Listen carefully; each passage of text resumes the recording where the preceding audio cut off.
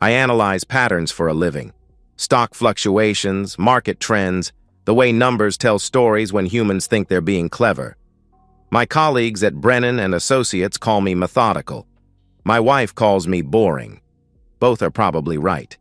Jessie's always been the opposite, all flash and ambition, the kind of woman who commands a room just by walking into it. VP at Meridian Capital, the aggressive investment firm downtown. She climbs corporate ladders while I crunch data in my quiet corner office, and for 8 years, that dynamic worked. I was the steady anchor to her brilliant flame. But flames burn everything eventually, including the hands that feed them. The shift started 3 months ago. Subtle at first. Working late became working later. Quick kisses became distracted pecks. Conversations became transaction reports. She'd come home energized from her conferences, but too tired for us. Her phone, once casually tossed on counters, now lived face down in her purse. "How was your day?" I'd ask over dinner. "Fine. Busy. You know how it is." Her fork would scrape against the plate, eyes focused anywhere but on me. I know how it is. I also know when someone's hiding something. Last Tuesday, while she showered, I watched her phone buzz against the nightstand. The preview lit up before disappearing. "Still thinking about you in that dress." My chest tightened, but my mind sharpened. This wasn't heartbreak. Not yet. This was data collection, evidence gathering. The same methodical process I used to dissect earnings reports, applied to dissecting my marriage. She emerged from the bathroom, towel wrapped around her like armor. "Work again?" I nodded toward her phone. "Always is." She grabbed the device, checked the message, deleted it. Her fingers moved too quickly, too practiced. I smiled and returned to my book. Let her think I was too quiet to notice, too passive to care, too weak to act. That was her first mistake. The patterns emerged over the following weeks like a stock chart trending downward. New passwords, deleted browser histories, weekend team-building events that required overnight stays. She'd return from these trips glowing, relaxed, speaking in the past tense about experiences I wasn't part of. "The restaurant was incredible," she'd say, unpacking clothes that smelled like expensive cologne. "You would have loved it." But I was never invited, never even mentioned. I started keeping notes, times, dates, behavioral changes, the way she'd suddenly care about her appearance before certain meetings, how she'd check her reflection in every surface when Miles Carter's name appeared in conversation. Miles, her boss, the golden boy with the corner office and the reputation for closing deals and opening marriages. "We should get dinner with Miles and his wife sometime," I suggested one evening. Jessie's wine glass paused halfway to her lips. "He's really busy with the merger. Maybe after things settle down." But Miles wasn't married. I'd checked. Recently divorced, according to the business journals. Another data point in my growing spreadsheet of lies. She thought I was oblivious. The quiet husband who paid bills and asked no questions. Who'd accept whatever scraps of attention she offered because I was grateful just to be married to someone like her. She was wrong about a lot of things, but she was especially wrong about that. I watched her scroll through messages one night, her face lit by the blue glow of deception. The way her lips curved into smiles I hadn't seen in months. How her breathing changed when certain names appeared on screen. "I'm going to bed," I announced, closing my laptop. She didn't look up. "I'll be up in a few minutes." Those few minutes stretched into an hour, then 2. I lay in our bed, listening to her muffled laughter from downstairs, building a fortress of rage so precise and cold it could have been carved from ice. When she finally slipped under the covers, I pretended to sleep. Her body was warm against mine, but it felt like embracing a stranger, or worse, embracing someone who was already embracing someone else. In the morning, I made coffee for 2 and watched her get ready for another day of lies. She kissed my cheek before leaving, a reflexive gesture that meant nothing. "Love you," she called over her shoulder. "Love you too," I replied. We were both lying now, but only one of us knew it. Guilt makes people defensive. Jessie's started manifesting as righteous indignation, as if I were somehow failing her by existing in the same space as her secrets. She'd snap at me for loading the dishwasher wrong, criticize my weekend clothes, act like my presence was an inconvenience she had to navigate around. You never want to go anywhere, she complained one Saturday morning. All you do is work and read. Where would you like to go? I asked. That's not the point, Daniel. The point is you never suggest anything. You just exist. I nodded and returned to my newspaper. Let her build her case. Every accusation was another brick in the foundation of her justification. The conversation came on a Thursday night. She'd opened a bottle of wine, expensive stuff she'd bought for herself, and settled across from me with the look of someone preparing for surgery. We should talk, she began, about what love really means in a modern world. I closed my book and gave her my full attention. This was the performance I'd been waiting for. People change, Daniel. We've both changed. What worked for us 5 years ago doesn't necessarily work now. She paused, waiting for me to interrupt, to argue, to beg. When I remained silent, she continued. I've been thinking about us, about relationships in general, the whole concept of ownership, of possessing another person. It's so archaic, so limiting. Another pause, another invitation for me to react. I think we need to be honest about what we both want, what we both need. And maybe what we need isn't just each other anymore. She was building toward something. I could see it in the way she measured her words, testing each phrase for maximum impact while maintaining plausible deniability. Open relationships are becoming more common, she said. More accepted. People are realizing that love doesn't have to be about restriction. It can be about freedom, about growth. Growth, I repeated. Exactly. We can love each other and still explore other connections, other experiences. It doesn't have to threaten what we have. It could strengthen it. I leaned back in my chair, processing this. Not the content. I'd known this speech was coming for weeks. But the delivery. The careful way she'd practiced these talking points, probably with Miles, maybe even with other people. Friends who'd nod sagely and tell her how brave she was being. This isn't about you, she continued. It's about me. About finding myself again. About not feeling trapped by decisions I made when I was younger. Trapped. There was the real truth, buried under layers of New Age relationship philosophy. Have you been thinking about this for long? I asked. A while, yes. I didn't know how to bring it up. I know you're more traditional in your thinking. Traditional. Like monogamy was some quaint custom I clung to out of stubbornness. And you think this would work? For both of us? I think it could. If we're both mature about it. If we communicate openly. She was so earnest, so convinced of her own enlightenment. The woman who'd been sneaking around for months, deleting texts and lying about work trips, wanted to lecture me about open communication. Let me think about it, I said. Relief flooded her face. She'd expected resistance, anger, threats. Instead, I was giving her exactly what she wanted, permission to continue what she was already doing, but with a clear conscience. Really? You're not upset? I want you to be happy, Jess. I always have. She reached across the table and squeezed my hand. Her touch felt cold. I love you for saying that. I love that you're willing to consider this. Love. She kept using that word, but it had become hollow. A social courtesy, like saying please and thank you, expected but meaningless. We'll figure it out, I said. That night, she made love to me with an enthusiasm I hadn't felt in months, probably working through her guilt, or maybe celebrating her victory.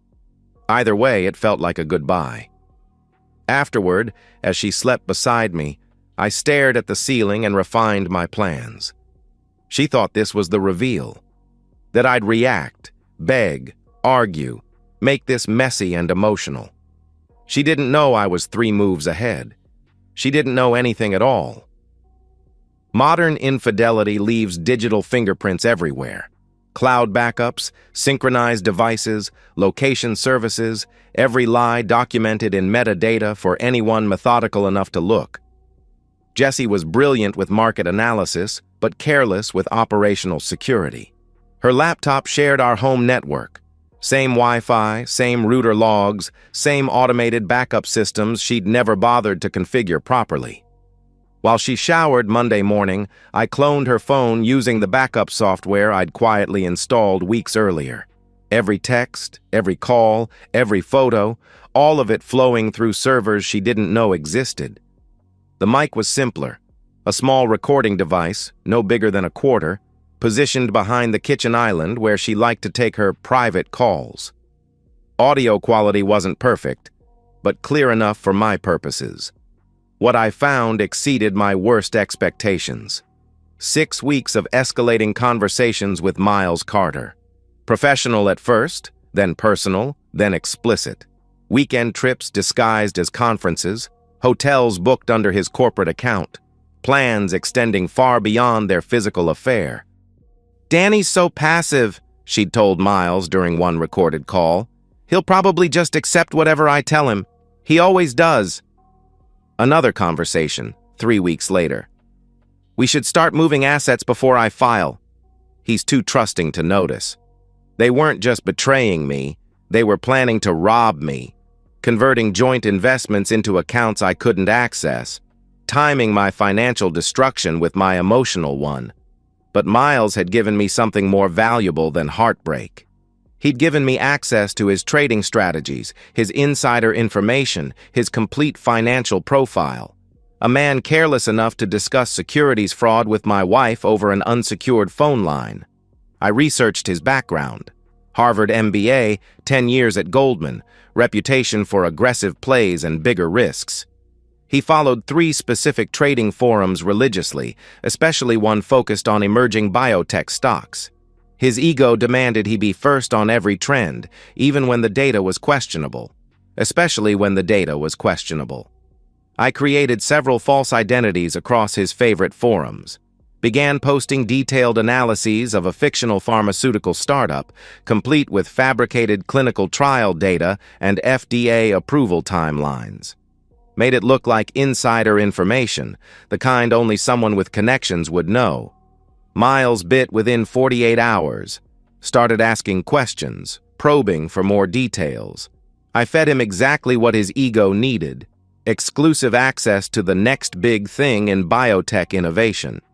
While he was chasing phantom profits, I opened offshore accounts through shell companies, using VPNs and proxy servers to mask my digital footprints.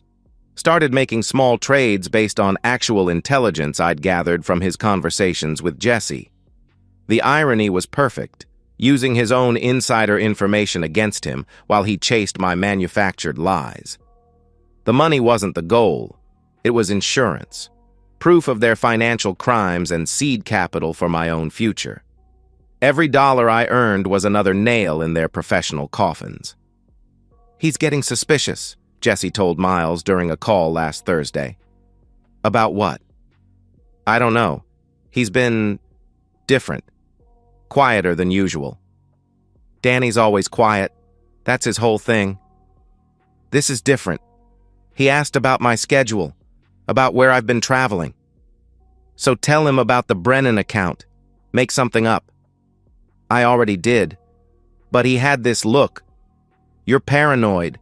The guy can barely order coffee without apologizing. He's not going to cause problems." They were wrong about that too. But I let them believe their own fiction. Let them think I was the same weak man they'd been manipulating for months. Meanwhile, I documented everything. Screenshots, recordings, financial records. Built a case so comprehensive that even the most incompetent lawyer couldn't lose it. Jessie came home that night carrying Chinese takeout and guilt. She'd been especially affectionate lately, overcompensating for her betrayal with theatrical displays of devotion. "How was your day?" she asked, kissing my cheek. "Productive," I said. "Very productive." She had no idea how productive it had been. Margaret Hastings was exactly the kind of divorce attorney Jesse would hate. Sharp, ruthless, and completely unimpressed by corporate titles. Her downtown office felt like a war room, all polished steel and calculated aggression. "You've been thorough," she said, reviewing my documentation. "Almost obsessively so. I'm good with details. These recordings, they're legal in Illinois, one-party consent state. The financial evidence is solid. The adultery case is airtight." She leaned back in her chair. "What exactly do you want from this?" "Everything. The house, the assets, her reputation. I want her to lose everything she thought she was stealing from me." "That's achievable, especially with the domestic violence component you mentioned." "The domestic violence component. The final piece of my strategy, the one that required the most careful orchestration." Jessie had always been quick to anger, especially when things didn't go according to her plans. I needed her to lose control at exactly the right moment, in exactly the right place. "The security system upgrade is essential," Margaret continued. "Audio and video, motion-activated cloud backup. If she lays a hand on you, we'll have everything we need." The technician arrived the next afternoon while Jessie was at work. Professional-grade cameras and microphones, disguised as standard home security equipment. Motion sensors throughout the house, panic buttons in every room. Everything legal, everything admissible, everything designed to capture the moment Jessie revealed her true nature. She noticed the upgrade when she came home. "New security system?" she asked, eyeing the cameras. "Insurance discount?" I explained. "The company required it after that break-in on Maple Street." She nodded, distracted by her phone. Another message from Miles, probably. Another lie to manage. I'd also visited HR at Meridian Capital. Not directly, that would have been too obvious. But corporate whistleblower policies made anonymous reporting remarkably simple. A few photos of their public displays of affection, some carefully edited audio files, timestamps correlating their travel schedules. Nothing illegal, nothing actionable yet. Just enough to make the compliance department nervous. The financial preparations took longer. Joint accounts couldn't be emptied without triggering alerts, but they could be legally protected. I moved everything into instruments that required both signatures to liquidate. CDs, trust funds, investment accounts with cooling-off periods. Jessie's name was still on them, but she couldn't access them without my consent. Meanwhile, I quietly secured my own assets, personal accounts, retirement funds, the intellectual property from my consulting work, built financial walls she didn't know existed. Credit was trickier. Our joint cards had to remain active to avoid suspicion, but I could limit her access. Reduced spending limits, fraud alerts on unusual purchases, notification systems that would tell me exactly what she was buying and where. The house proved most complex. Legally, she owned half of everything. But the mortgage was in my name. The insurance policies listed me as primary beneficiary, and the security system answered only to my commands. If she wanted to fight for it, she'd have to do so from the outside looking in. All that remained was emotional withdrawal. I stopped initiating conversations, stopped asking about her day, stopped pretending I cared about her fictional work projects. Became the distant, neglectful husband she was already describing to Miles. "You've been quiet lately," she observed one evening. "Just tired," I said. "From what?" "You barely leave the house." I shrugged and returned to my book. Let her frustration build. Let her think I was the problem. The more I withdrew, the more defensive she became. Started picking fights over trivial things. Dishes, laundry, the temperature of the house. Accused me of being passive-aggressive, emotionally unavailable, impossible to live with. Perfect. Every accusation was another piece of evidence. Every fight was another step toward the explosion I needed. She began staying out later, coming home after I was already in bed, or pretending to be. I'd listen to her moving through the house, making calls in the kitchen, probably complaining to Miles about how miserable I was making her life. "He's impossible," she told him during one late-night conversation. "I can't do anything right. He just sits there judging me." "Maybe it's time," Miles suggested. "Cut the cord. File for divorce." "I know. It's complicated." "It doesn't have to be. You tell him you're leaving. He accepts it like he accepts everything else. Clean break." "What if he fights me on the money?" "He won't. Danny doesn't fight. He's a victim, not a fighter." They were so confident, so certain they understood me, so completely unprepared for what was coming. I needed her to believe she was in control, that leaving me was her idea, her decision, her moment of triumph. That's the only way control becomes a weapon. Thursday was coming. I could feel it building like a storm front. Jessie walked through the front door at 6:47 p.m., her face set with the determination of someone who'd finally worked up the courage to amputate a limb. She'd been building toward this moment for weeks, psyching herself up with Miles, probably rehearsing her speech in the mirror. I was waiting in the living room, reading. The same book I'd been pretending to read for months while she destroyed our marriage. The security system hummed quietly overhead, every sensor armed, every camera recording. "We need to talk," she announced, setting down her purse with deliberate finality. I closed the book and gave her my attention. "You look like you have something important to say." She sat across from me, back straight, hands folded. The pose of someone delivering bad news to a subordinate. "This isn't working, Daniel. United States. This marriage. We've grown apart, and I think it's time we both admitted it." I nodded slowly, as if processing this revelation. "Okay." "Okay?" She'd expected resistance, argument, pleading. My calm agreement threw off her rhythm. "I mean, what did you expect me to say? That I'd fight you on this?" No, but you've been planning this for months, Jess. The late nights, the business trips, the way you flinch when I touch you. Did you think I wouldn't notice?" Her composure cracked slightly. "I wasn't planning anything. This is about us growing apart naturally." "Right. Growing apart." I leaned forward. "Like how you grew apart naturally into Miles Carter's bed?" The color drained from her face. "What are you talking about?" "Chicago, 3 weeks ago, the Marriott downtown, room 847. Should I go on?" She stood abruptly, pacing to the window. "You're being paranoid. Miles is my boss. We have legitimate business." "Stop." My voice cut through her excuses like a blade. "Just stop. I know about the hotels, the messages, the plans to move our money before you filed for divorce. I know everything." She spun around, eyes flashing. "You've been spying on me?" "I've been paying attention, something you stopped doing months ago." "You have no right." "I have every right. You're my wife. Or were you planning to mention the divorce before or after you emptied our accounts?"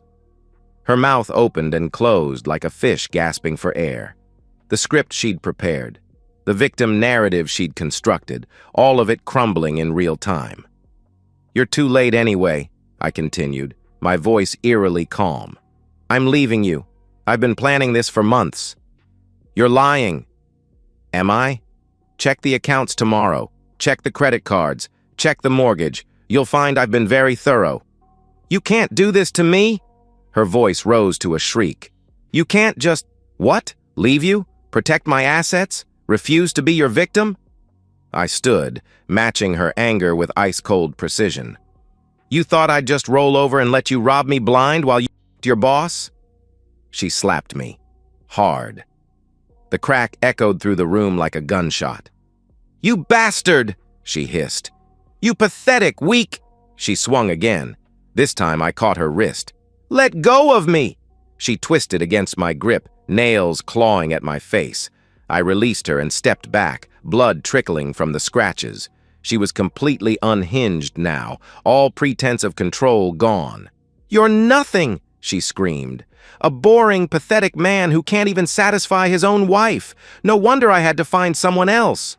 She lunged at me again, fists flying. I raised my arms defensively, letting her land a few blows before reaching for the panic button mounted behind the lamp.